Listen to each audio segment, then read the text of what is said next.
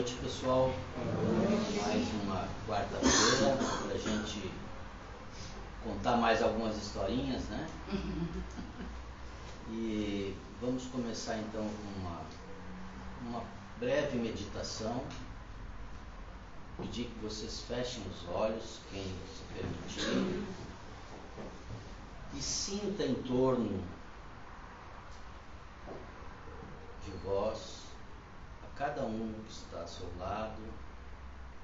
E quando a gente cerra os olhos, 50% da nossa percepção espiritual se faz presente. Então sintamos os nossos benfeitores, os nossos anjos da guarda, nossos guias, protetores. Sintamos eles mais próximos de nós, abrindo essa visão espiritual, sentindo essa paz interior. É o que nós mais buscamos na nossa existência, a paz. Agradecemos então a todos esses seres iluminados que fazem parte da nossa vida, do nosso dia a dia, da nossa existência como um ser integral, homem carnal e espírito, criatura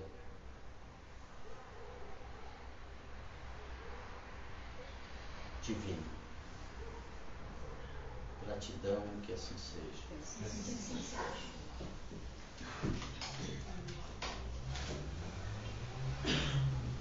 Eu vou começar com um acontecimento que ocorreu comigo há poucos dias atrás. Eu entrei num sebo para procurar alguns livros e de repente, de uma hora para outra, comecei a sentir alguma dificuldade de ver. Começou agora algumas luzes piscar e eu não enxerguei mais nada. Aí me deu aquele pavor. Alguém já teve uma sensação assim, de ter uma falta de visão assim súbita, uma cegueira súbita. O meu filho, por sorte, estava lá no fundo da loja, da livraria, mas eu fiquei sem saber, sem chão. Passa um filme na nossa frente, né? O que vai ser agora? Como é que eu vou sair daqui? Como é que eu vou? O que vai ser da minha vida? Como é que eu vou trabalhar? A gente já pensa em tudo. Como é que eu vou sobreviver? Como é que eu vou me manter sem ver? Aí eu escutei ele se aproximando, falando, me chamou. Deus falou: filho, vem cá. Aí eu não tinha pego nada ainda, estava só olhando, ele também não. Eu falei: me abraça aqui, vamos voltar. Ele falou: mas assim rápido, o que houve? Aí eu falei para ele, ele ficou assustado. E foi por um tempo, assim, por um período, aquela sensação de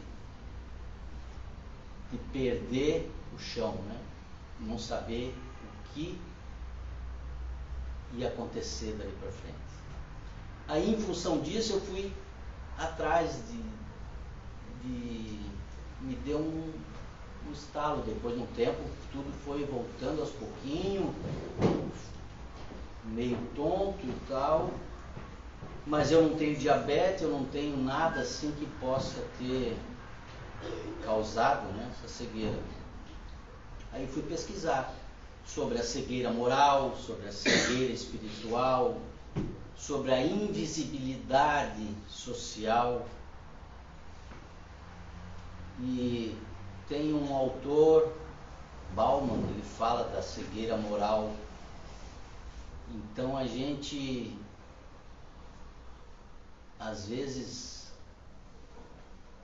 está passando por um processo, ou alguém está passando, e a gente finge que não vê, né? Nossa sociedade é essa competição, às vezes a gente não sabe, às vezes agir, tem medo, não tem a empatia, né? Às vezes a gente não tem empatia para o próximo, e a empatia é esse cuidado, se colocar na posição do outro, né? Essa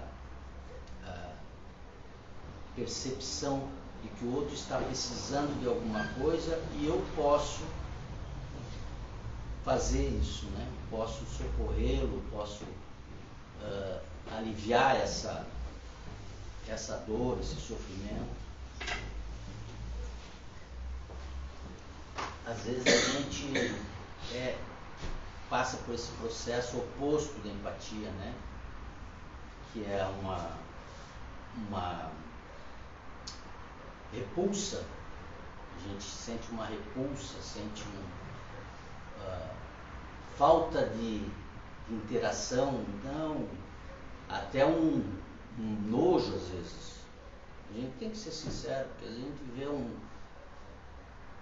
mendigo, um pedinte, não tão cheiroso como a gente fala, né?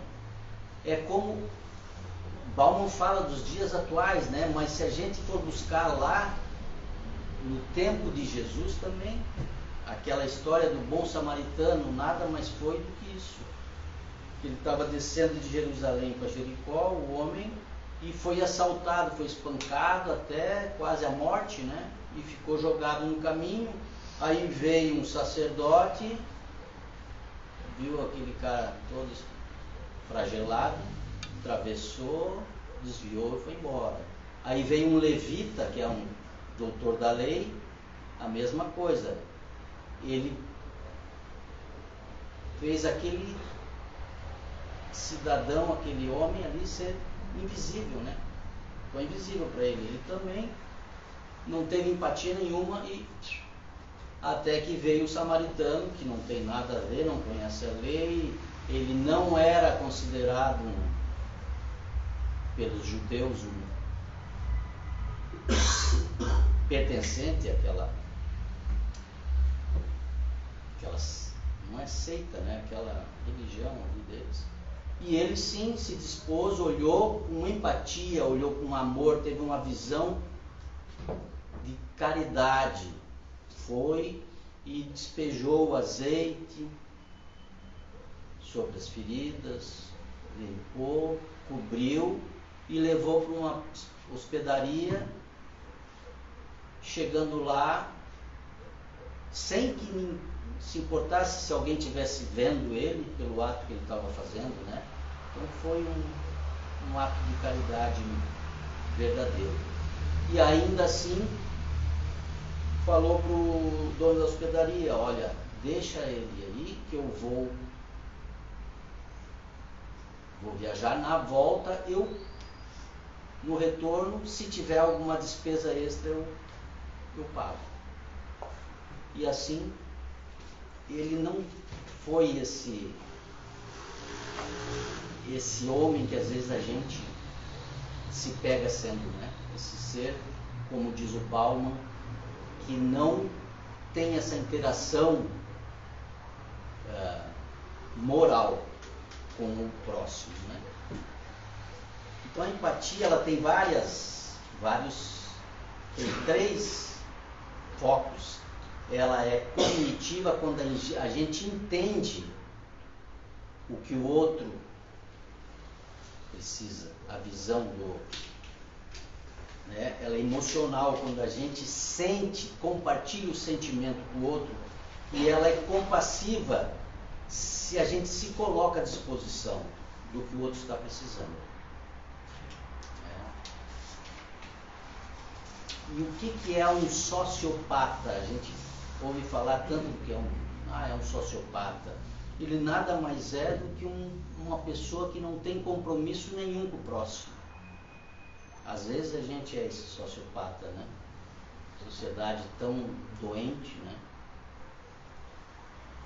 Mas ainda fui buscar uma coisa que é mais interessante na Bíblia, que fala do cego de Jericó. Provavelmente alguém já deve ter lido ou ouviu falar, né? Eu vou ler aqui então, porque Marcos 46 a 52 diz assim: o cego de Jericó. E foram para Jericó, quando ele, seus discípulos e uma grande multidão. Ele, você sabe quem é, né? O mestre. Quando Jesus foi de Jerusalém para Jericó, toda uma multidão foi atrás.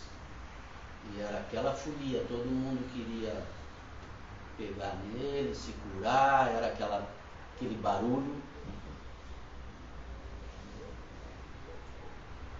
Junto do caminho estava sentado um mendigo cego chamado Bartimeu, ou seja, filho de Timeu. Ele não tinha nome, ele era um anônimo na sociedade, né? Porque o prefixo bar quer dizer filho de. Ele não tinha nem nome. É que nem Barrabás. Ninguém sabe mais Barrabás. O nome de Barrabás era Jesus também. Jesus de Barrabás, filho de Bar, filho de Barrabás, no caso, né?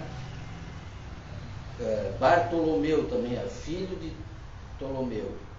Então esse cego, filho de Timeu, quando ouviu aquela balbúrdia, aquela folia, isso no caso Jesus e os discípulos já estavam saindo de Jericó. E tinha aquela multidão esperando passar, porque todo mundo sabia que onde ele passava ocorria essas curas, né, esses fenômenos. Então quando ouviu que era Jesus Nazareno, ele começou a gritar, o cego,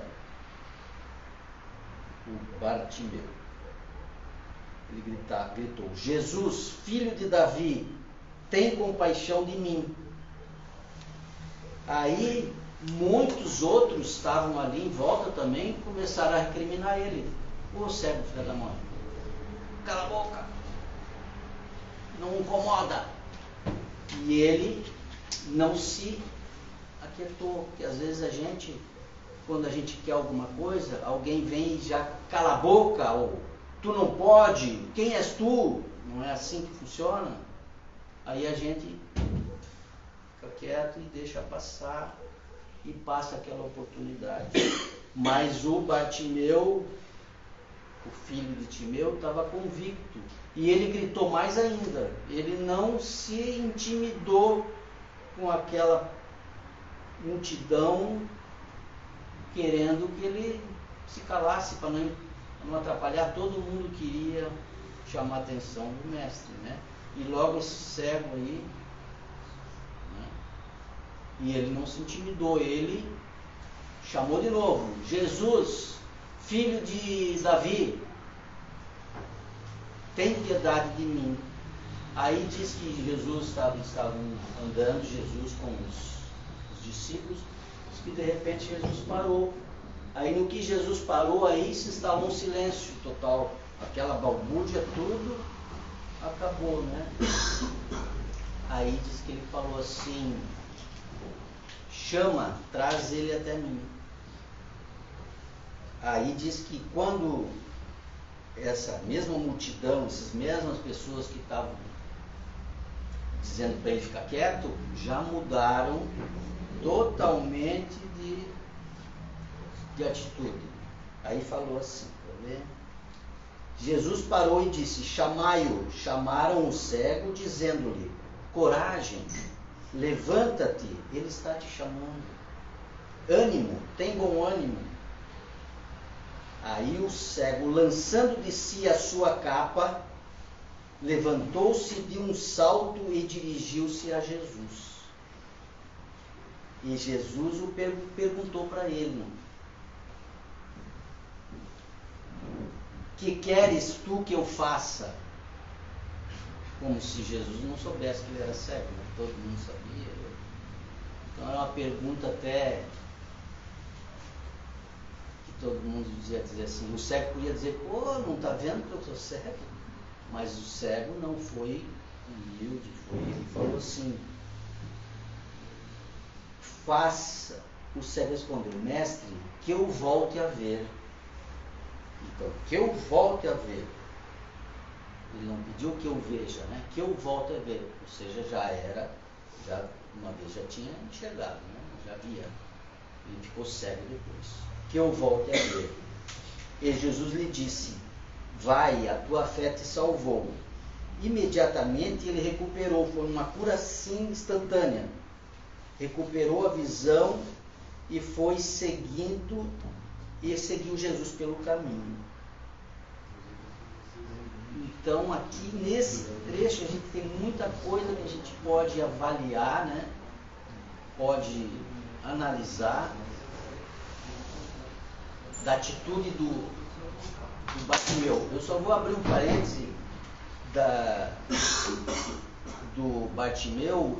Eu pesquisei, tem um historiador chamado Flávio Joséfo, né, que é um historiador da vida de Jesus, e ele fala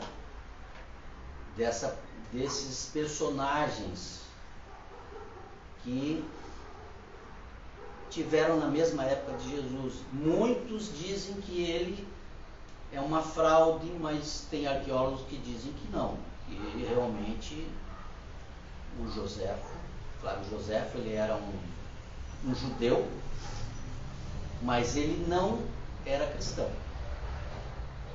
Ele seguia a lei mosaica, como todos naquela época, a maioria, né?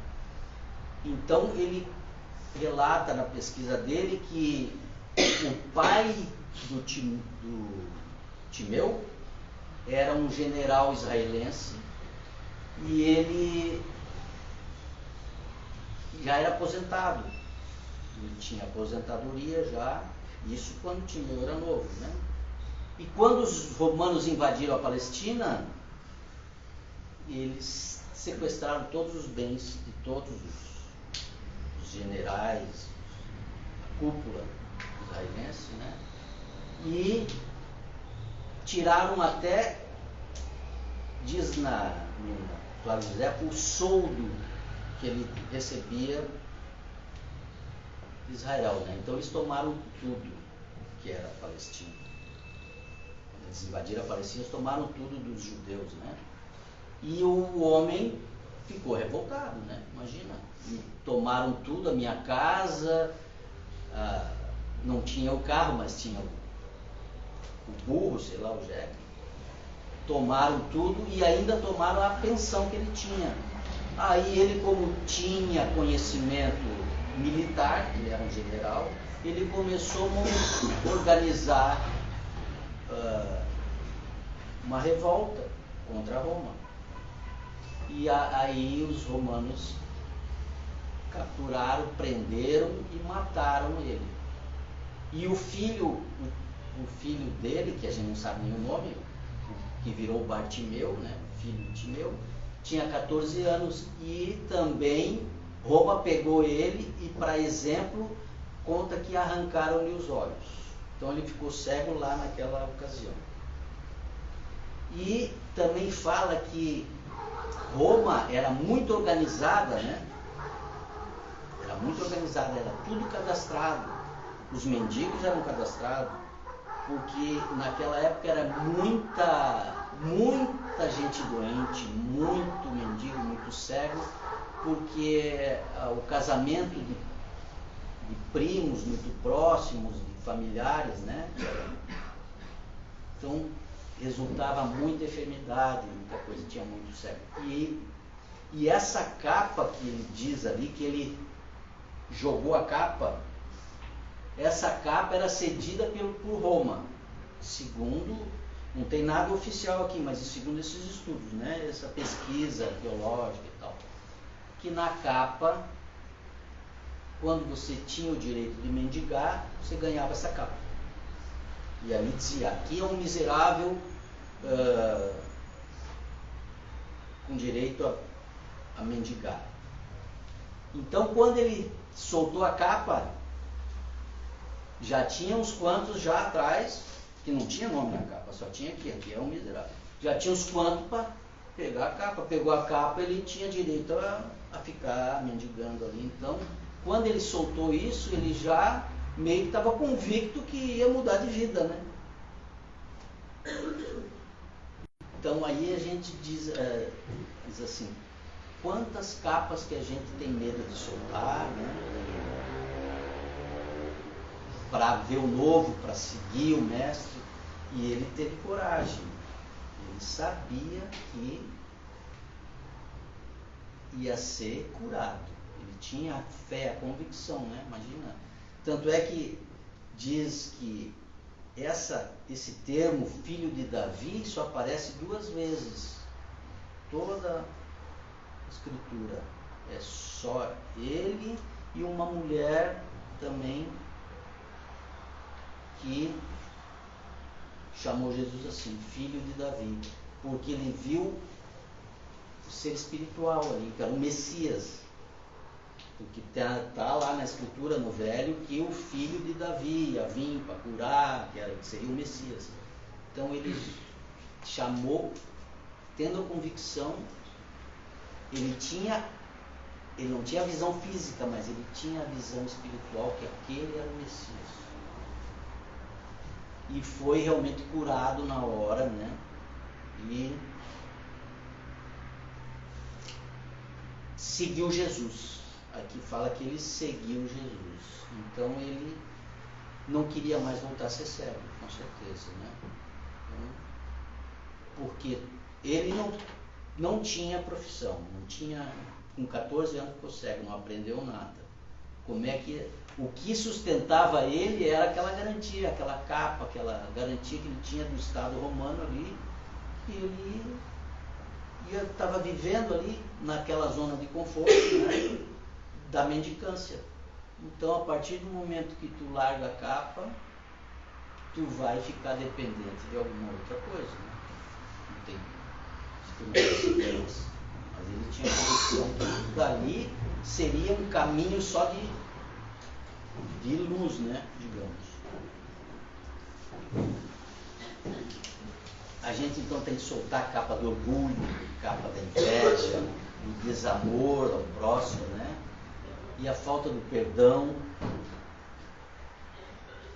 E sair da normose, que a gente está numa normose nos dias de hoje, esse mundo contemporâneo, que a gente se acostuma. Por exemplo, na pandemia, no começo a gente estava apavorado, isso está morrendo. Depois a gente acostumou, já parece que passou até aquele, né? E assim é quando a gente vê alguém que está precisando mesmo de muita ajuda, ou às vezes alguém catando no lixo para comer, a gente virou normal, né? Infelizmente a gente vai ficando frio e vai ficando normal. Por exemplo, um médico, logo que se forma, eu sei o que aconteceu com meu irmão, ele contou isso para nós. O primeiro paciente que ele perdeu foi um sufoco para ele. Mas o paciente já chegou no estado, a família quando levou o cara, ele já estava praticamente morto. Não tem como pedalar de novo para recuperar aquele tempo perdido, né? Às vezes o cara vai no último suspiro, né? Mas para quem está ali, a medicina é um sacerdócio, né? Para ele, mesmo sabendo que o cara chegou já em extrema-unção praticamente, e a cobrança também da família ainda, que daí a culpa é do outro. A gente nunca vê as nossas falhas, né? A gente busca no outro para tirar o peso de cima, o peso da capa da culpa, digamos. Não, culpa do hospital que não deu atenção, Mas às vezes a gente não faz o que tem que ser feito, né? Não tem essa empatia toda até com o próprio familiar, né? A gente sabe que existem condições sobre-humanas, mas temos que sair dessa normose, mudar a situação e buscar uma nova força, uma nova atitude, né?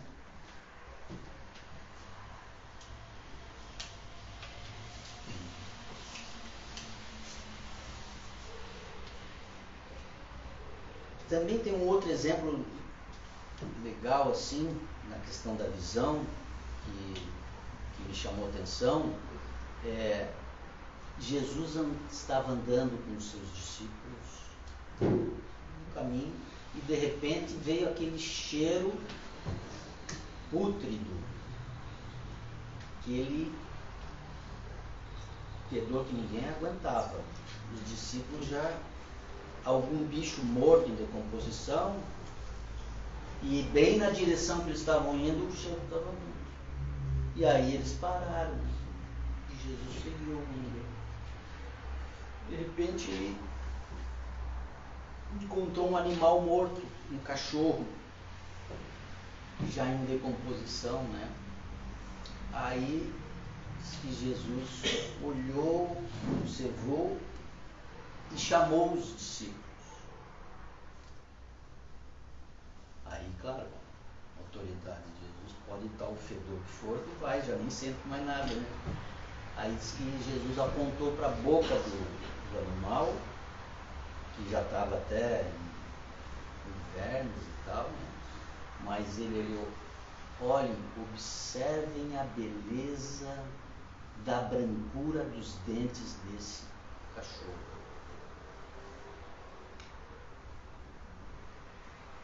A gente não ia conseguir ver, né? Então, nós temos que, pelo menos, tentar ver a beleza que tem em tudo, né, da criação divina. A gente às vezes só vê o lado feio. E aquele processo ali é um processo natural da decomposição. Existe também a vida ali, vai se renovar. Mas ele conseguiu ver a beleza na brancura dos dentes daquele animal em decomposição.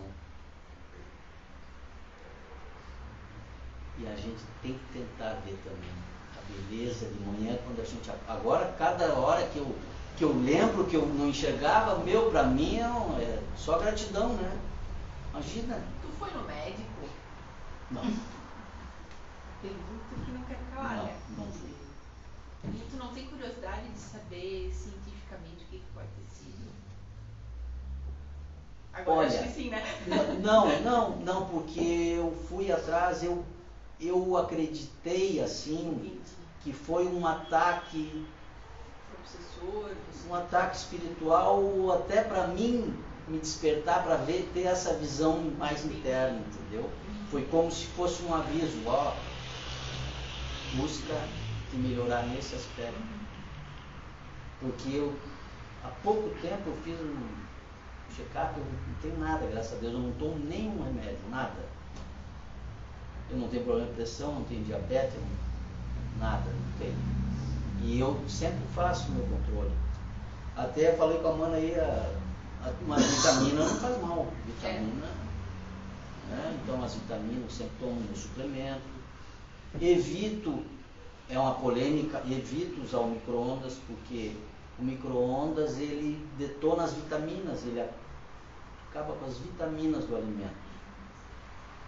Os sais minerais, as coisas não, mas as vitaminas, então eu evito, mas é opção minha. Tem gente que tem médico que fala, não tem nada a ver, não dá nada, são ondas micro, não afeta, mas tem quem também fale que, estudiosos que dizem, não, acaba com as vitaminas daí.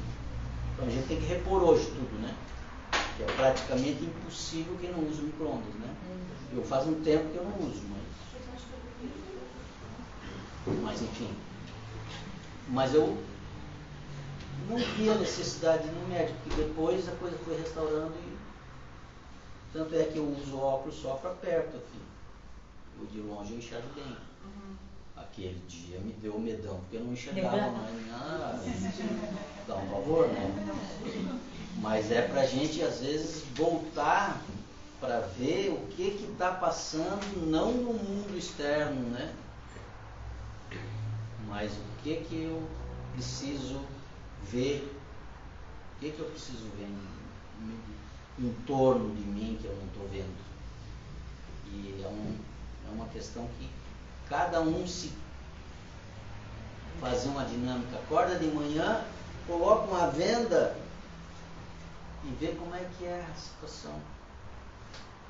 Só para escovar o dente, ou para descer as escadas, por exemplo, em casa tem escada, a gente fica iludido.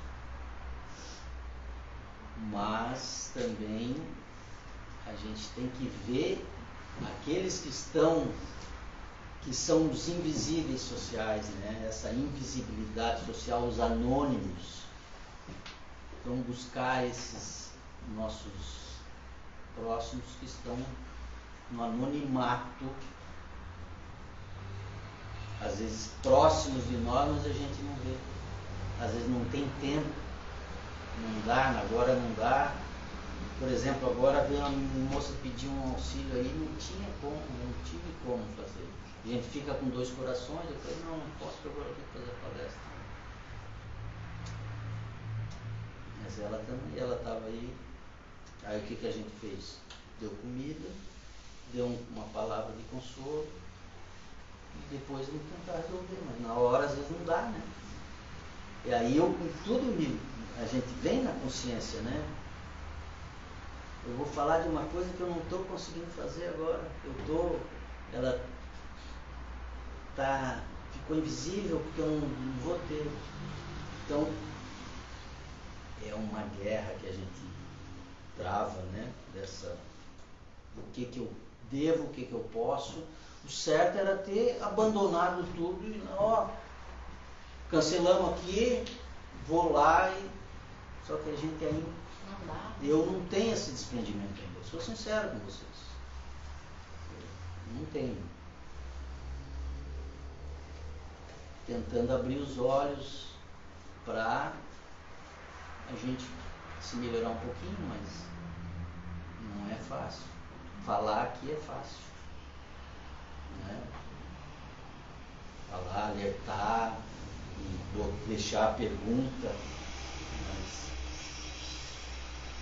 Estamos na caminhada, né? Não cheguei a ser um Bartimeu ainda, mas a gente, pelo menos a gente está tentando, né? Mas ela sabe onde ela vai voltar e a gente vai tentar. Ela mora aqui. Mora não, ela está a favor ali, mas enfim. Então,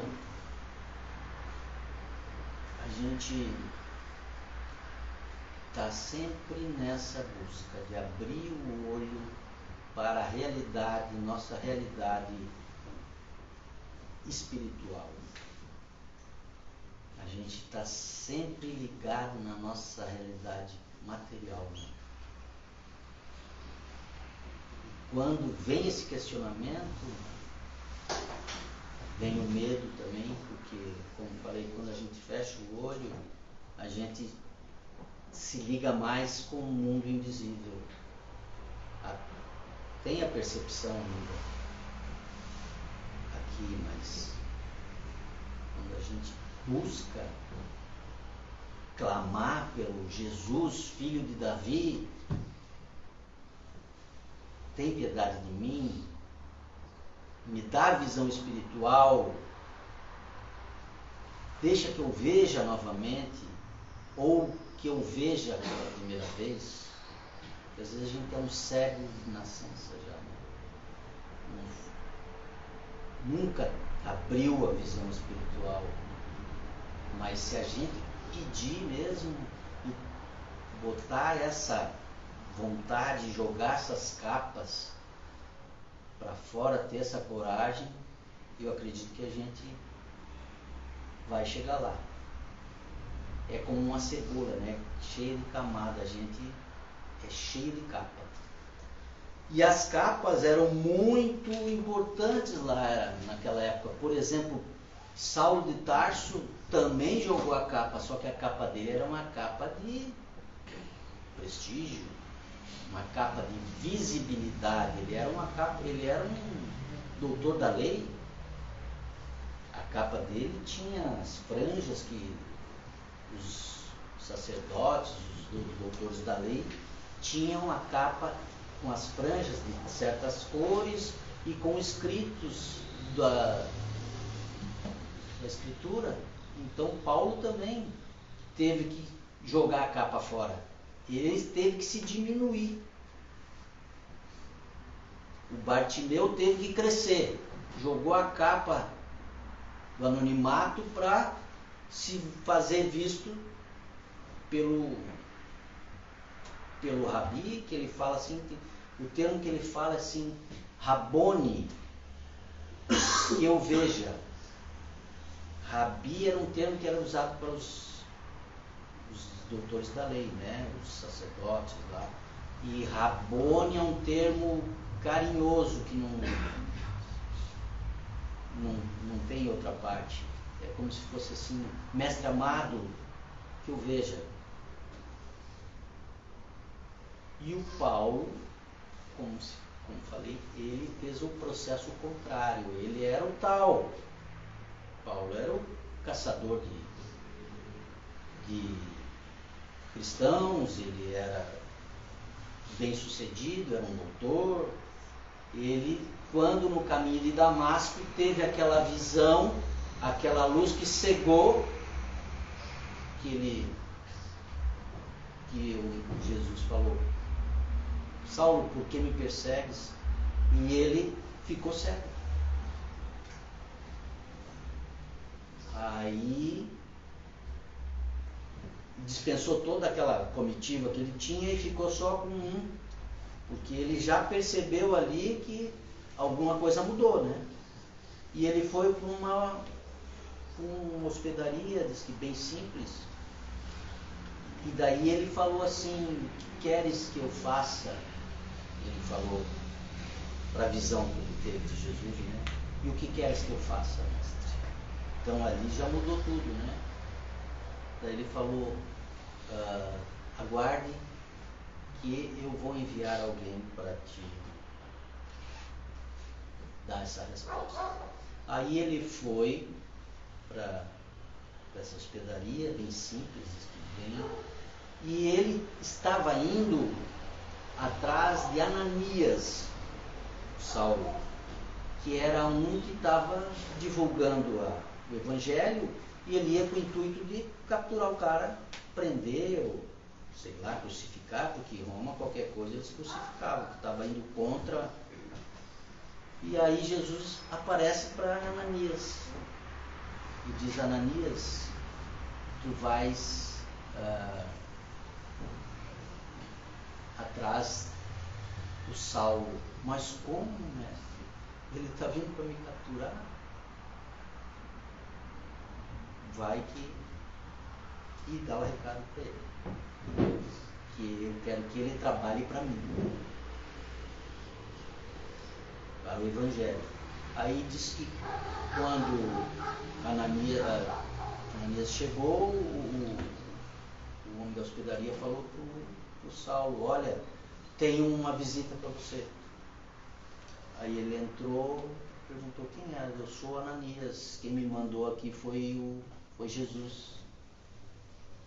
Aí o cara desmancha qualquer um, eu estou caçando o cara e vem até mim. Aí, mas o que? Qual é o motivo? Não, o mestre pediu para você que você, com a sua porque ele era um astuto, audacioso, com toda essa tua força, tu vai levar o Evangelho ao conhecimento dos gentios. Aí diz que Ananias impôs as mãos na cabeça do Saulo, e aí aquelas escamas que tinham se formado no olho começaram a cair e ele voltou a ver.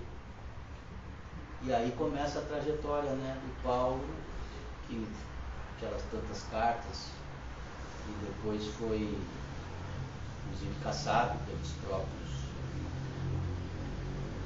romanos, né, foi morto também, mas ele, a vida dele foi dedicada ao Evangelho. Ele que divulgou, na verdade, o cristianismo para o Ocidente, né? Nessa linguagem, ele era um sábio, ele tinha estudado com os filósofos, tinha tudo de bom, né?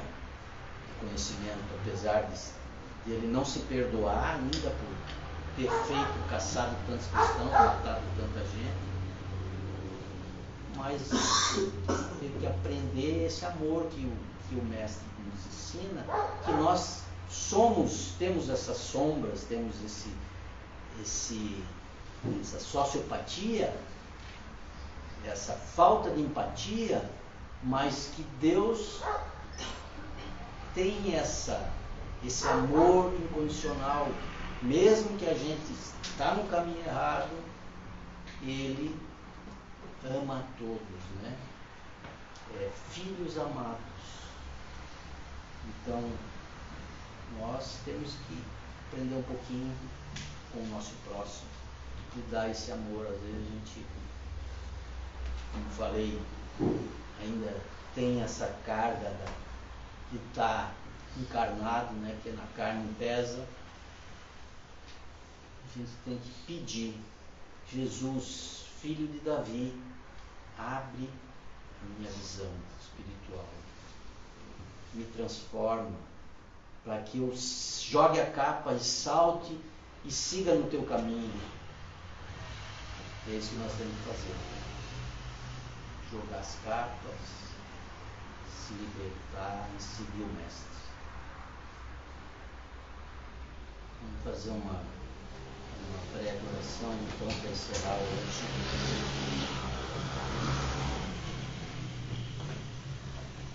Jesus, filho de Davi, tem piedade de nós, nos dê força para nos desprendermos, para soltarmos essas correntes da inveja, da intolerância, da falta de amor.